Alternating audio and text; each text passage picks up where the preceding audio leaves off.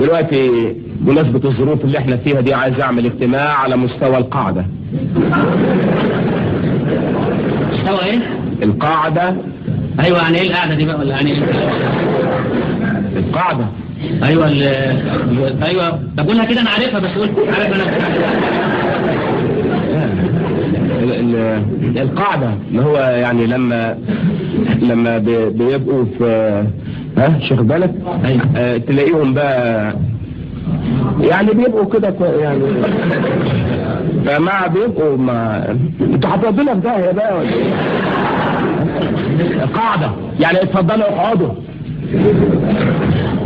المنطلق الفكري بتاعنا في تطفيش الست دي لازم ينبع من احساسها منعكس في الالتزام بقضايا معاصرة اللي هي درعموس، ومحدش يسألني ولا كلمة لاني مش فاهم اي حاجة من اللي انا بقوله. علي النعمة انت بتتكلم صح يا بهجة.